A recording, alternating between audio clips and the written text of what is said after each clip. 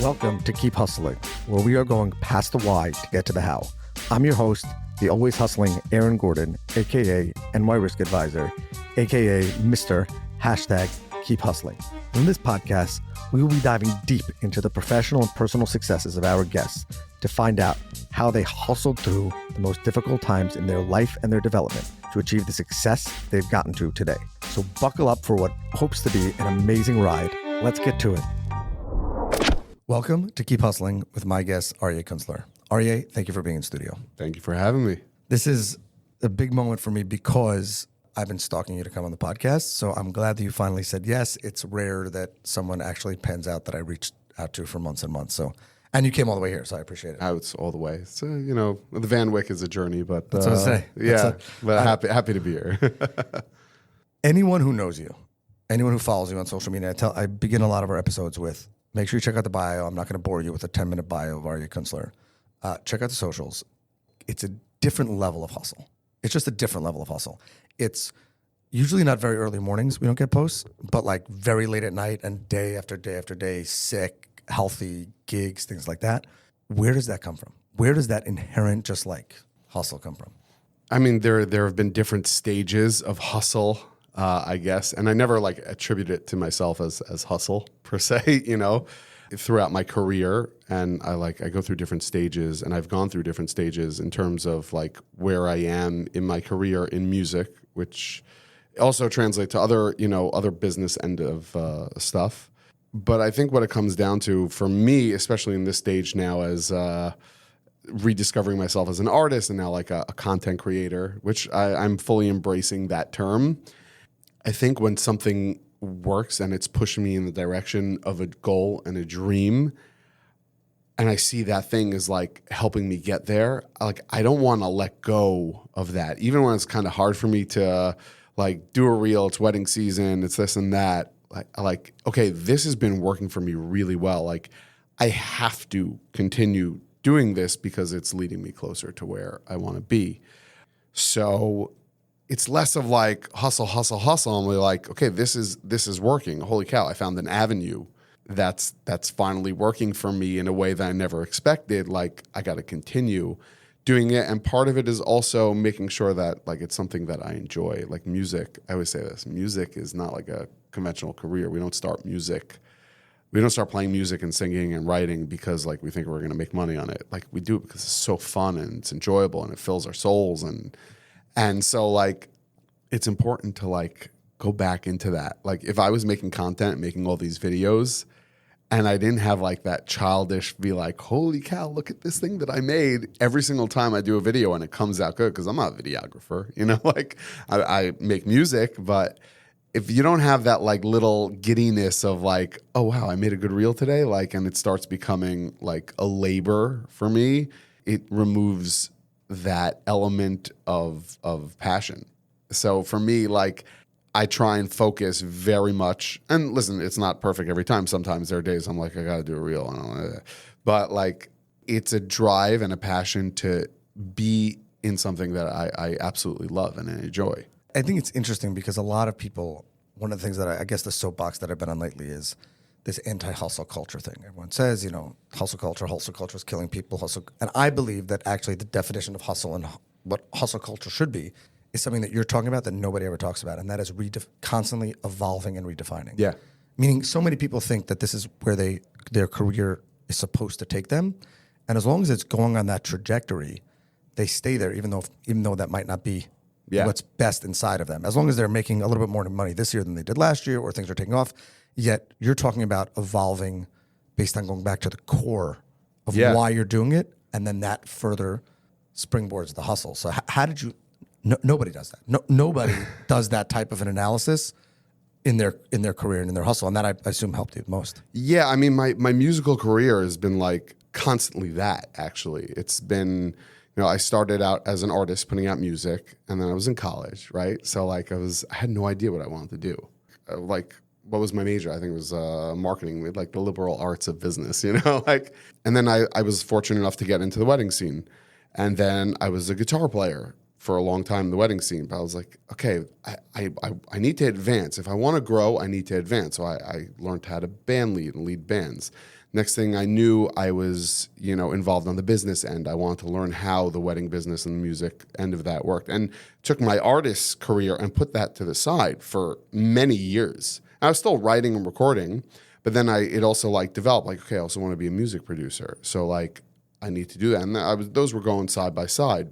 And then at a certain point I left, a band that I loved being in because I had an opportunity to actually like run a business, run an entire wedding band, like from sales to staffing to prepping with clients to operations and dealing with vendors and halls and party planners. And I did that for 5 years because that was the next step for me to evolve. And sometimes like those changes are hard to make because you get like comfortable, like, I'm like a good band leader already. I'm a good guitar player. Like it's working. I'm getting gigs. Like, okay, but like if I want to level up, then I gotta jump into something. And for me, in this stage of me, like about a year ago, a little more than a year ago, I decided like I had turned 37. I'm 38 now.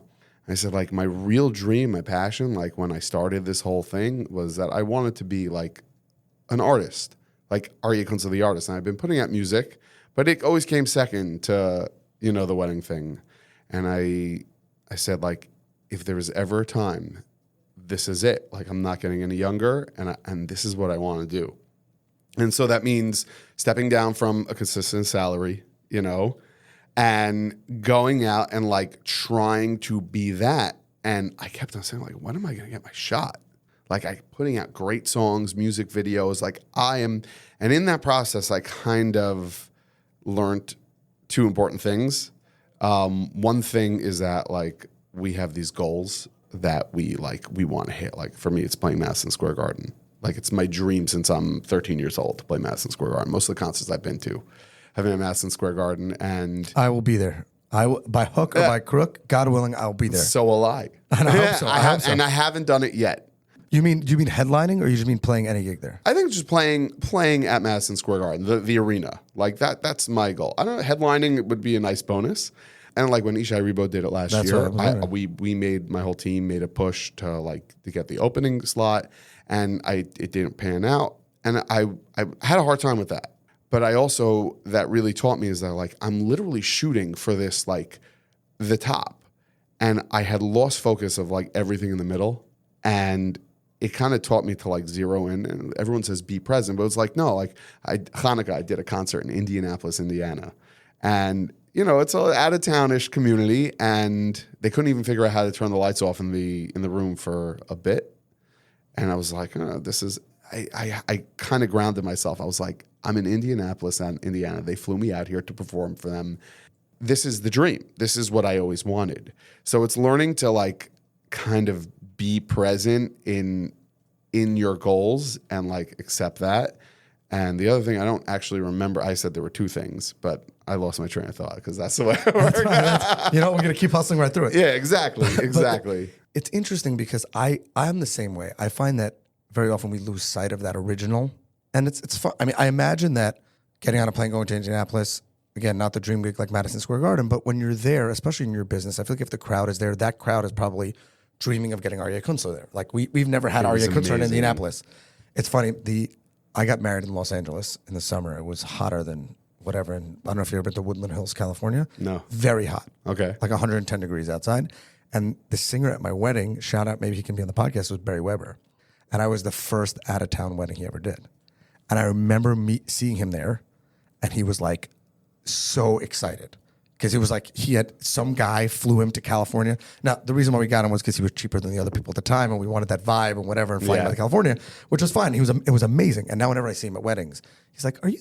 Because like I've reminded him many times, and not that I deserve anything from that, but I think that when you have those moments, it's like, oh, that's awesome. Like it's just a bunch of people who are just really want me to be here, and that's got to be the energy that you love. I think very often people they aren't able to take in their wins, because they're so focused on where they're not. And, which was a very big learning and big thing for me to realize and integrate, because Yeah, I haven't played Madison Square Garden yet.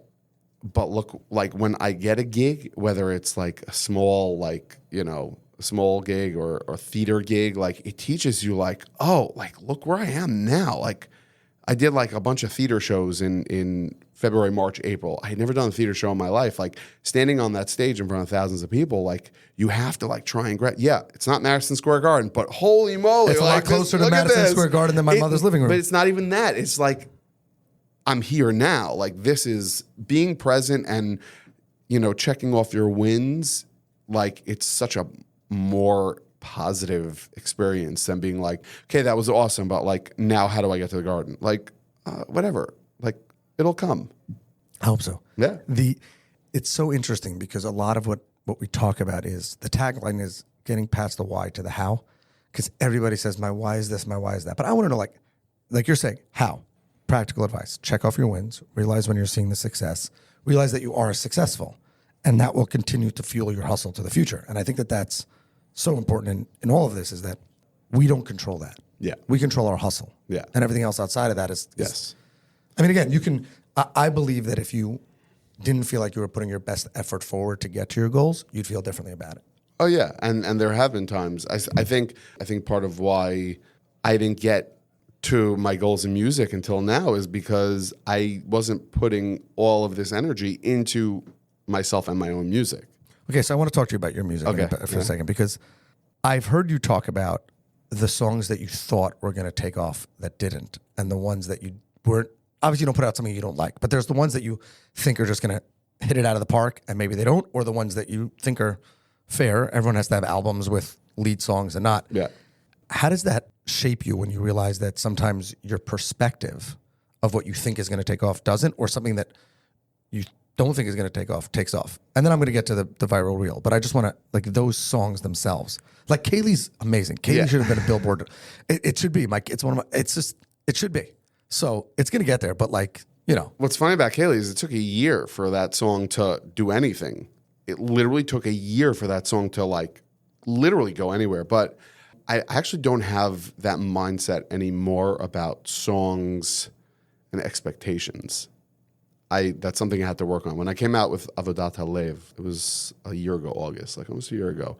I had worked on that song for 2 years, which is a crazy thing, trying to get different artists on it. Eventually, like, Daja came in.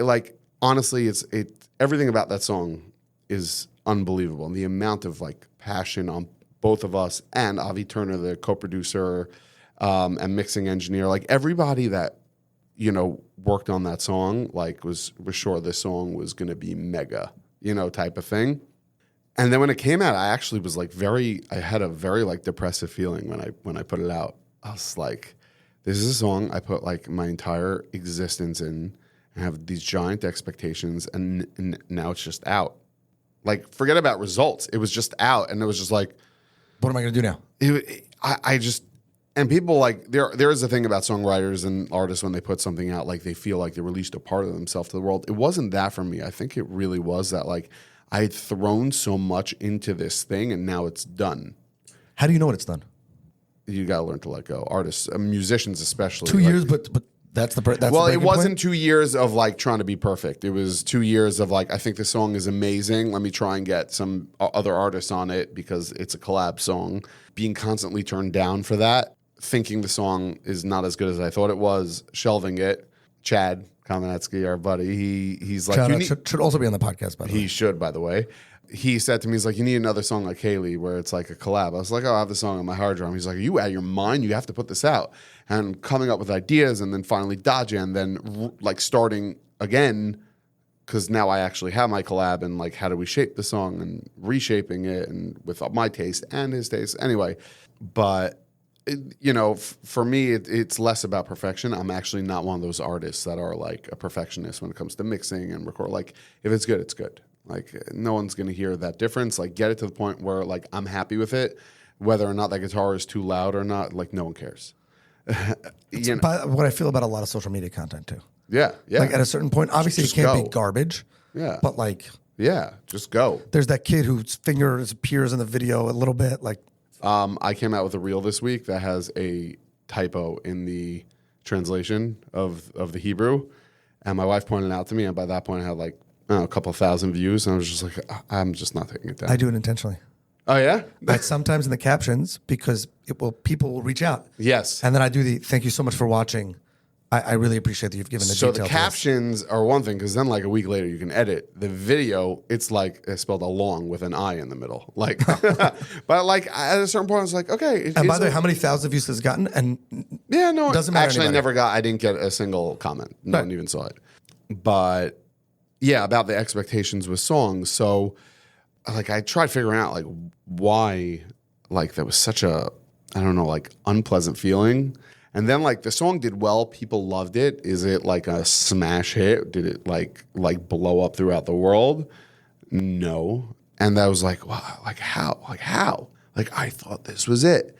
And I think what it came down to is because like I was putting out music to try and get a hit. And it goes back to like we were saying before, like I was putting out this song. And I think every song that I put out with the expectations that it would be big, like that, Up Like a Lion did well.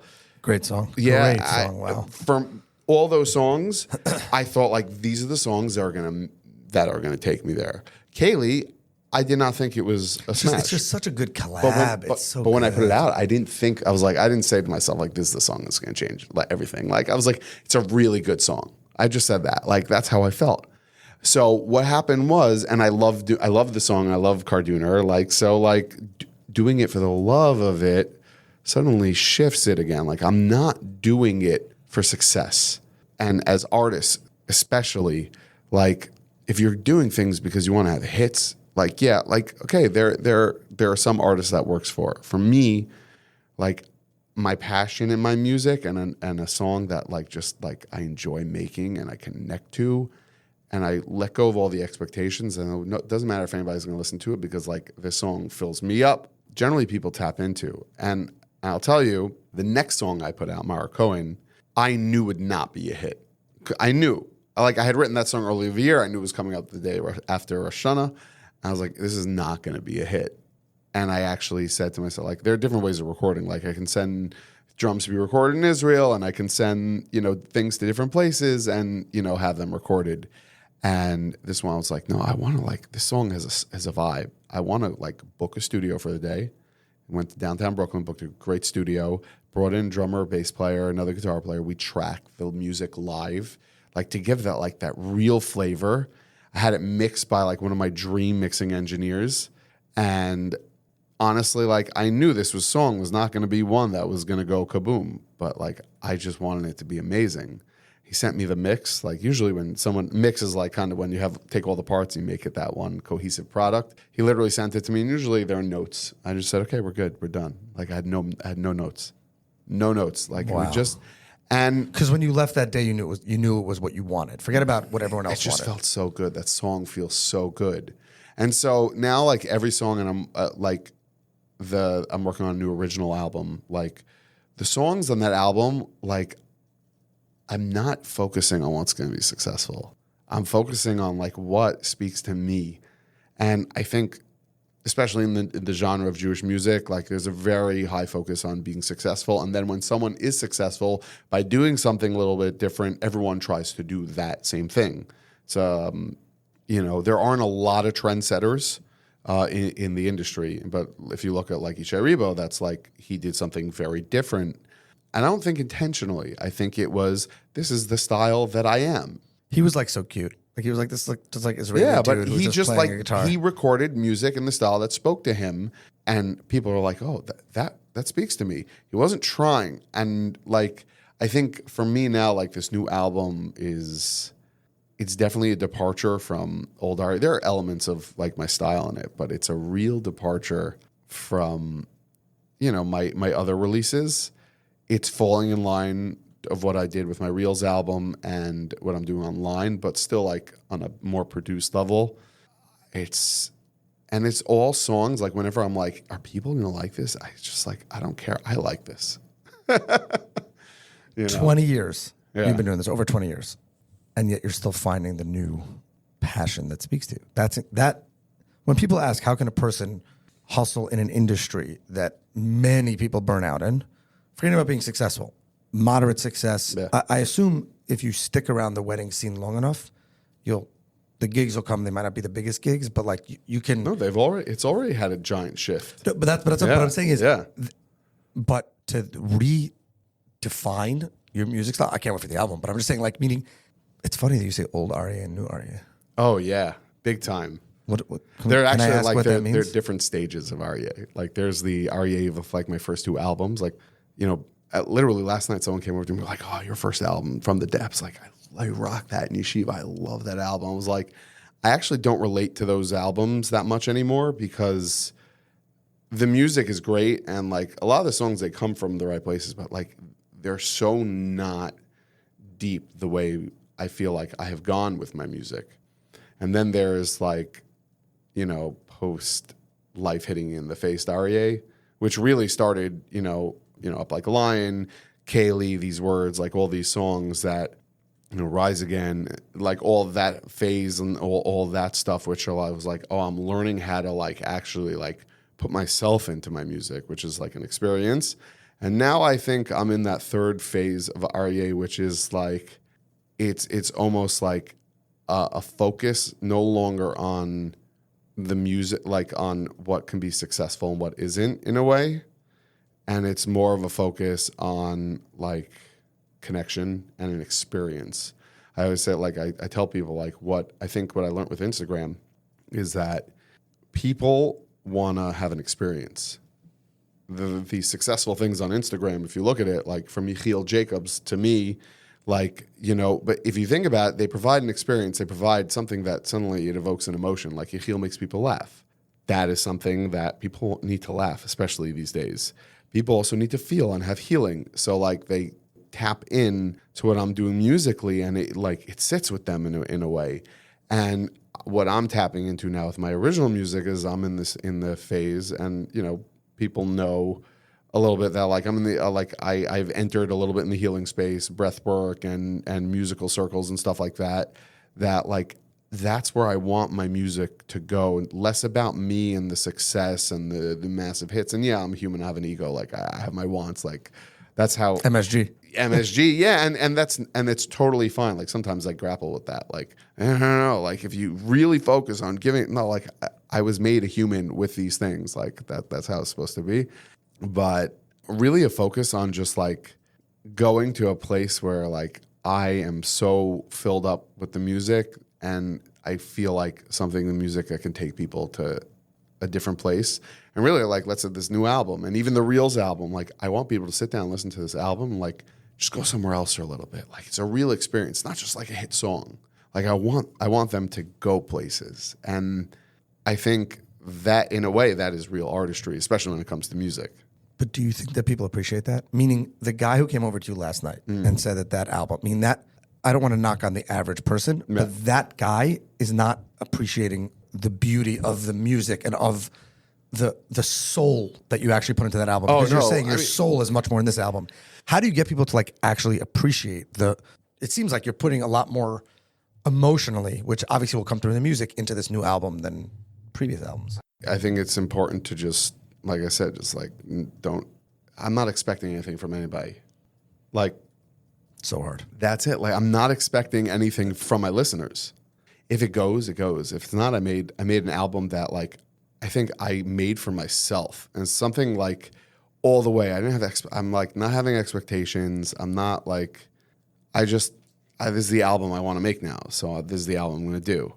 Like I don't have a record label breathing down my back that I should have like success. Like this is where I want to go. So I think people are going to touch into it because I'm getting the signs, and this can lead into the Reels thing, because like people are gravitating towards a new style of me, what I do on my Instagram Reels. Like, oh, you go into that, like follow their lead. You know, if they like that, it's telling you something. So I have been dodging the viral reel on purpose because, and this, I'm not sure this has happened live yet, so we're just going to do it and we're going to embrace it together. So I messaged you when the Reels thing started taking off. I don't know if you remember. At the time, I was in Avilas for my father. He should rest in peace. And so my kids came home and told me about the Reel, one of my kids.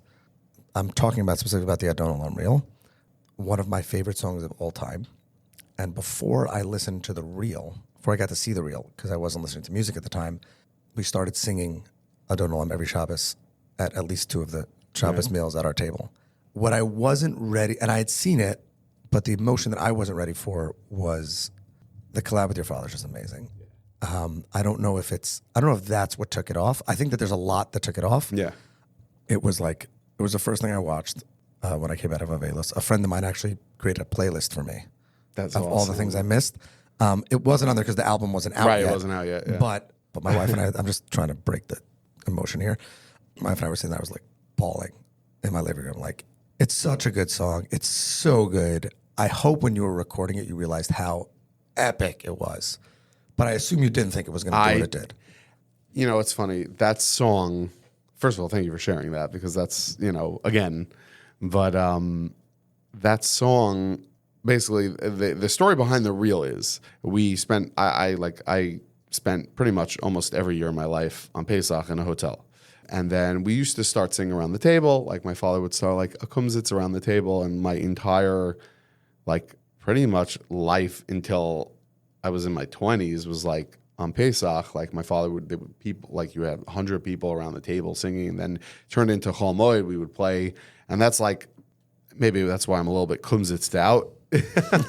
My entire like Pesach existence, like, I would have to be by the table singing, and it wasn't forced, obviously, but and then I became a real part of it. But that song, like, when my mother would always go like, that song, do I don't alarm, like, every year, like, early on, but we would actually wait till like the most people were there, because like everybody connects to that song somehow. Even though like the non-Jewish waiters there would sing it along with us, Oh God, it's such a good song. And so like once I started having like some success with these reels, and I think I'd done the collab with Benny Friedman first, and I was like, oh wait, there's something to these collabs.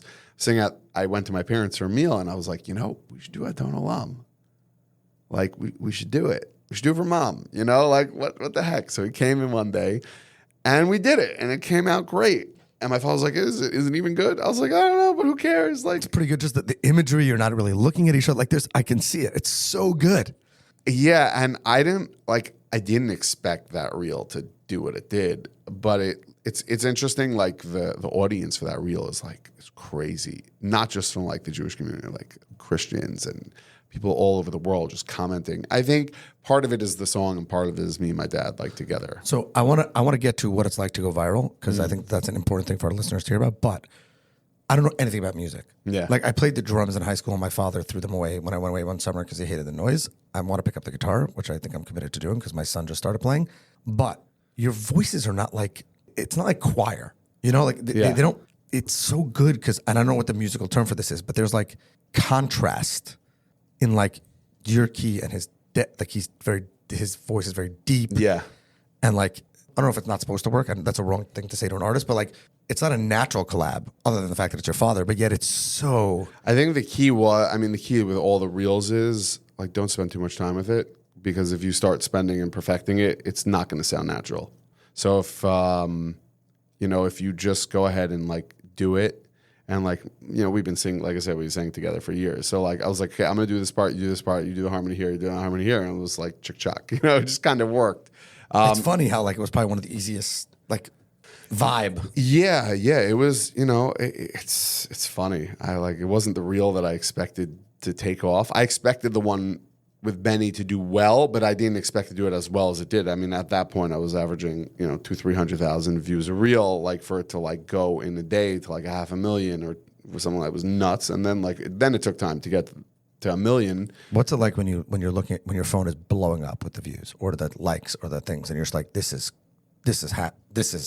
nuts. So the one that like really went crazy fast, and it's almost at 1 million now, was the one I did with my daughter, Vasya.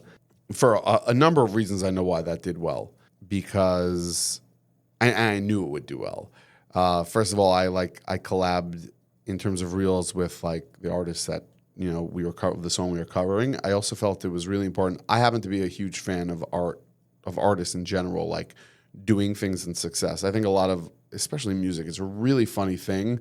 Like, we get jealous and we get like competitive, even though like music is the one thing not to be competitive about, because we're each our own art. Like if I'm going to be successful, it's because people translate to my art. That doesn't mean they won't tap into your art. It's not like two different competing pizza stores, you know?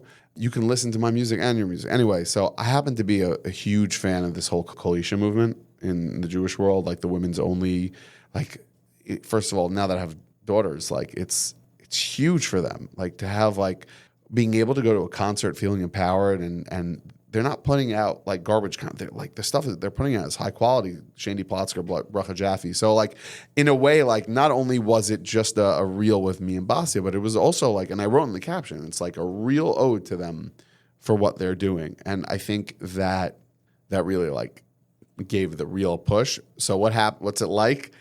My phone, I literally have to put it down. But that one, do you think it would have been as successful if you hadn't hit the other virals? That came later, didn't that? That came after the that came after Adon Alum. So meaning algorithms working different. I think so. Yeah, I think so. When you go from 10,000 to 100,000, you probably don't remember what that was like. But you see a reel that's going to 500,000, and then you're like, this thing, it will take time, but it's going to hit 1 million views. Yeah. Like that. By the way, it doesn't happen often, and once you get it, like you have expectations for yourself. That was something I had to work on for myself. And like, what happens when one doesn't hit now? How do you feel? The hustle. So that's work internal work I've done. I actually have had some amazing conversations with, there's a guy, Shut Up Lyle. No. You gotta check him out. Ellie Stamen. He's like does the he's got the blonde hair, the eyes. He does like a little bit of the, not to get into political stuff or controversy, but he does like satire, pro-Palestinian stuff, which is he's killing it. And we had a whole talk because we were talking about like different struggles as content creators. And, he's like, this reel I put out, I thought it would do so well. It didn't do anything. And I was like, right, because unlike, like, even in today's world of music, it's so easy to put out music. Like, if it doesn't do well, you just move on to the next one. The beauty of the ability of people constantly consuming your content it's is just they don't like, notice. And it's also, it's like, that's number one. Yeah, that's very true. And number two, it's like, you can't get it every time. For me, I have like an expectation for every reel. Like, it needs to get the K. It needs to get like over the 10K at least. So that, like, for me, like, I bug out, like when a reel is like crawling a little bit, even like the live reels that I post, which I know will not do well. Like, I'm sitting there like, get there. But it's important to learn that like that is content creation. You are putting out a high amount of content. Not all of them are going to hit. Sometimes after a while, you're like, okay, I need to do something that's going to hit. And I think people are bored of the style. And And then I start playing around with different types of reels, like storytelling reels, like when I came out with my last single. And like now that I'm going to be putting out stuff on the album, I'm actually going to be like doing release reels, which is like a major departure from everything I've been doing. And I'm like, maybe they won't go well. And I'm going to have to force myself to just not care as much and do what I need to do to promote what I'm trying to sell. And the album will do well.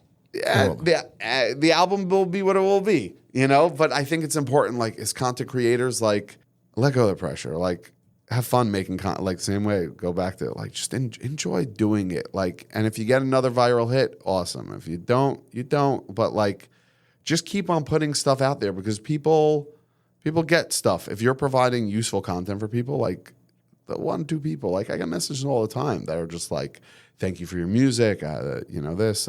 I have a crazy story. My last question was going to be, what has been the most impactful thing to you personally that has happened, or crazy thing from the virality? One of my earliest videos, someone commented that her brother was killed in the Nova Festival, and she moved. After October 7th, she moved to Miami, and she and her family have not been able to even like remotely listen to music. Like, we just, and she said, and then I discovered your page, and like, you're all we listen to, and thank you. And like, we started a dialogue, and like, it's just really incredible. And I had a gig in Florida, and I went to their apartment. I surprised them. And like, I walk in the door, and it's like a family, but a bunch of little kids. The little kids were like, Aryeh, and ran to me like I was like their uncle who hadn't, not their uncle, like a family member that they haven't seen in a while. And And I sat and like we had lunch together, and we were just like, and we stayed connected. Did you bring your guitar? Yeah, and then I sat down, I played a couple of songs for them, and like everyone's like, "Wow, that's so nice." You know, the people that I didn't like advertise it, but like, you know, no, like that was for me. Like that was for me. Like that's crazy. That's crazy for me. And that's what it's about. I think that's what like the biggest focus for me, like I said, is like it's not about me.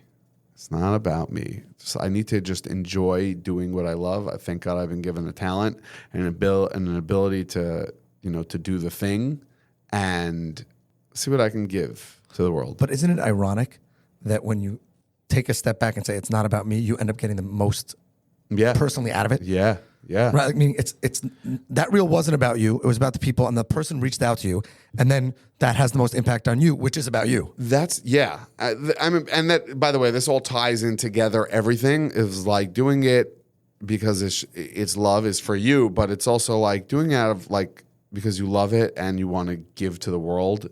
It also like releases the expectations. Like if you're releasing a song that you want to be a hit and that's your purpose for releasing a song, for me, that's like, it's a very me thing. When a focus of a song is like, I want somebody to listen to this and I want them to close their eyes for like the 3 to 5 minutes. Like the first single that I have from the album is coming out in August. I want people to sit down and listen to this song in their car on the drive home, or like just take a few minutes and go somewhere and connect to themselves, connect to God, whatever it is, and have an experience that can do something for them and have that little shift for their day. That's what it's about. That's really, I firmly believe that is what it's about. And that's why I've been given, this ability of music. I'll tell you one other thing, kind of going also back to the MSG and tying it in a hustle way, also like even a business mindset. For a long time, I thought like my success or any success is going to come through other people. Like I'm going to play MSG with Isha Rebo. That's going to be. I'm going to open up for Isha. I'm going to do this show. I want to get in. I'm going to collab with this guy. I want a success. That's what's going to bring me success. And things don't pan out, and like you get disappointed, and when they don't happen, or when you get denied. And I always say this to Chad. I was like, the best thing ever is the fact that like, oh, like success, if you were just doing it for you and being true to yourself and just doing your own thing, like you make your own avenues. That's how you make your own avenues. And, And by the way, you feel much more, you feel better about it because it's from you. Yeah. So. And by the way, I think that's a lot of going from being as you said, the internal work that you did to go from being just the band participant. Yeah. Literally sitting behind the guy. Yeah. To leading the group and doing all that. I think that's incredible. And I can't wait for the single. I will just tell you before we get to our close, but the Reels album, I go upstate in the summer on the weekends. Reels album, Palisades Parkway, or more importantly, when you get on the 6. I don't know if you travel upstate a lot. By Bear Mountain. When you get on the 6, you go there and you're overlooking the thing, and the Reels album is going, you have no service. Yeah. It's just like, it's scary because it's one lane. But during the day when that going up there, it's amazing. So thank you for that. Yeah, thank you. I'm very proud of the album. It's just so simple. It's just like, it's so, there's something, when you talk about breath work, all that kind of stuff, there's something just so natural and simple and just foundational about it. So yeah, it's kind of cool. It's kind of cool how that whole thing just happened, but it was a fun album to make. It was really like enjoyable. I'm sorry to digress into music world. You re-recorded them? Yeah. It wasn't the Reels? Pretty much the only one that's actually, there are a few things that have the Vihisha Amda Halev Shali Mishaberach one, that's actually the Reels. And they all flow. They were actually all similar tempos and keys, so it just worked. Don Olam is fully re-recorded. The only one that actually has elements of the Reel in it was Kamfe Ruach. Yeah, because the vocals were just so good. I've been waiting to drop this on the podcast, so thank you so much for going there, because I almost forgot. I had a duet in my high school graduation cantata. No way. For Kamfe Ruach. And it made me feel so, this is about me. I know you said that this is not supposed to be about me or you. This is the first Keep Hustling moment about Aaron Gordon on the podcast. My wife and kids have been making fun of me about my wife for 14 years about that song. What is that song? Who sings that song? It sounds ridiculous. How do you know that song? Why do you sing it all the time? Let's go to the recording. The best song. It's so good. And I literally, first of all, the words are incredible. If you actually know what it's saying. I found recently, was cleaning up my parents' apartment, found my high school graduation cantata video. I've gone off the Kolisha thing, and it's a duet with a girl, also initials AG. You know who you are if you're watching this. Thanks for that duet. Thank you, Ms. Goldberg from Ramaz, for making that happen for us. But it was like, whatever. So thank you for that. Thank you for making me normal. That song is, I mean, lyrically, it's just... My mother-in-law is Israeli, and so we bond over a lot. I grew up going to Ramaz and doing things like that, and I learned a lot of these songs. It's so good. Anyway, thank you for being here. Thank you for having me. This is awesome. This is a lot of fun. Everyone, if the album's not out yet, then you should check it out. Maybe we'll wait till the album's about to come out or when it's coming out, and we'll do it, and it'll be fun. We have a closing tradition on this podcast. I know you may need to go to the paper for this, where we ask our guests to leave us with their favorite inspirational or motivational quote and what it means to them and what it means to their hustle. And with that, I'll turn over the floor to you and say thank you, Aryeh, for being here. Sure.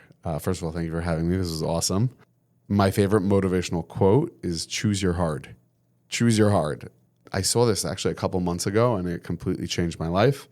It's hard to not be successful or to not have purpose, and it's hard to put in the work. You know, it's hard to be on a diet, and it's also hard to not fit in your clothes. It's hard, you know, whatever. It's choose your hard.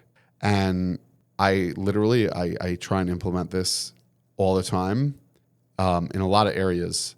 But I'll give you an example just since we've been talking about Instagram and the reels. Like, it's been wedding season for me. Thank God it's been busy, and I'm exhausted. And I kind of started slipping on content a couple of weeks ago. And sometimes I'll reuse old ones because certain people didn't see the original ones, etc. But I got home from a wedding, I think it was like 12 o'clock at night. I was falling off my face, and I was like, I really need to go to sleep. But I had a crazy day the next day, and I was like, if I don't make a reel now for tomorrow, it'll be a full week without a reel. And like like I said in the beginning, like this Instagram content creator thing is working for me, and I want it to continue. Like, I really want it to continue. I like what I'm doing there, and I want it to keep on going. So at 12 o'clock at night, I said, okay, what reel am I doing? I'm still wearing my suit. I was like, you know what? Let me start this idea, this chuppah series, where people on Instagram are actually going to see me, like this idea of what I do from weddings, that I sing at chuppahs, and that hopefully it'll be a marketing tool to book me. And I sat at 12:30 at night. I sat down, and I did the Bowie Kala reel, which actually did well and booked me a couple of jobs. And choose your hard. Like, it's hard to wake up the next morning and realize that I won't have time the rest of the week to do a reel and be disappointed. That's hard. Or choose your hard and, you know, even though you're tired, do the work because you want it. Choose your hard. Love it. Yeah. Aryeh Kunstler, thank you for being here. This has been another episode of Keep Hustling. Remember, do well by doing good, and always keep hustling. All right, hustlers, that brings us to the end of another fantastic episode. Thank you for listening. The listeners are the most important part of this show. If you like what you heard, please leave us a review wherever you listen to your favorite podcasts. Your feedback means the world to us and helps us reach more listeners. Plus, be sure to subscribe to our podcast so you never miss an episode. We have some amazing guests and topics lined up for you, and we don't want you to miss out. And finally, if you have any suggestions, comments, or even just want to say hello, please feel free to reach out to us on all social media platforms. We are Keep Hustling Pod on Instagram, X, Facebook, and LinkedIn. We would love to hear from you to continue the conversation. Thanks again for tuning in and supporting our podcast. We truly appreciate each and every one of you. Until next time, stay curious, stay hungry, and keep hustling.